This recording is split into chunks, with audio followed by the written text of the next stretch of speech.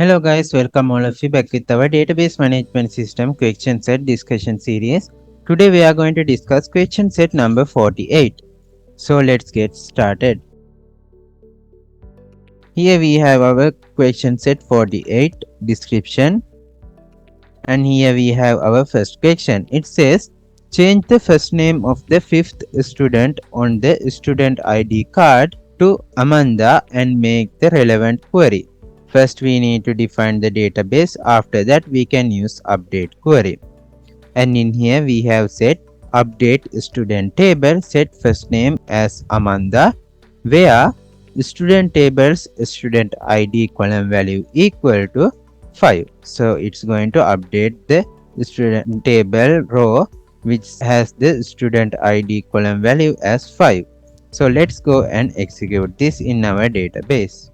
After inserting the query, we can click on this run button and it's going to do the necessary updates. Let's refresh our database and open it, and let's go into student table and let's go and look student ID 5. So as you can see, first name has been changed into Amanda.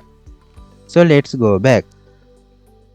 Here we have our second question. It says teacher ID 2. The first name of the teacher should be changed to Kamal, the last name to Senadire, the gender to male, the phone number to this number, and the email address to this email address. Make a query for it.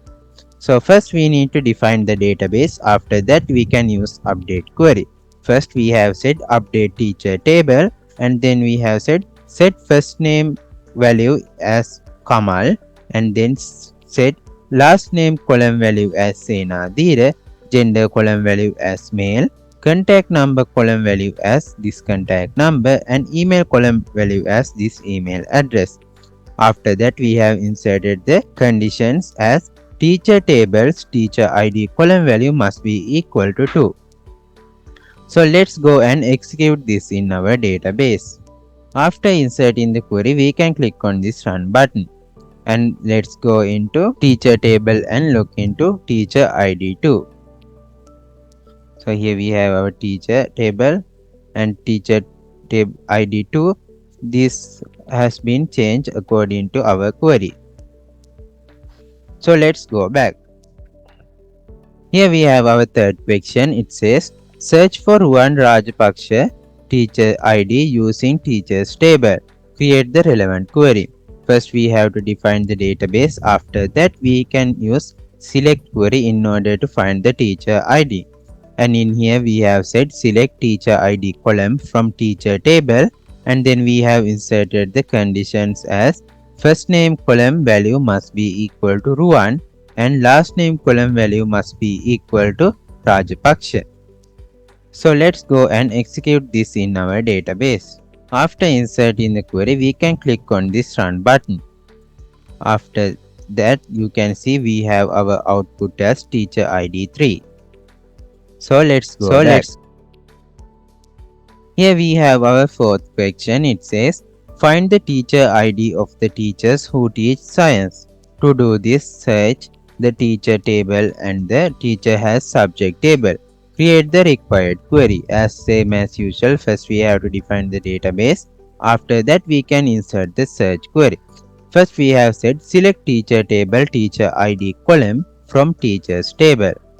After that we have joined teacher has subject table using teacher table teacher ID column and teacher has subject tables teacher ID column, and then we have joined subject table using subject table subject ID column and teacher has subject tables subject ID column. After that we have inserted the conditions as subject table subject name column value must be equal to science. So let's go and execute this in our database. After inserting the query, we can click on this run button and it's going to give us the science teachers teacher IDs. So as you can see, this is the output. So let's go back. Here we have our fifth question. It says create a view named view subject with the view to view all the subjects. Use the subject table for that. Create the relevant query. First we have to define the database. After that we can use create view query for creating a view.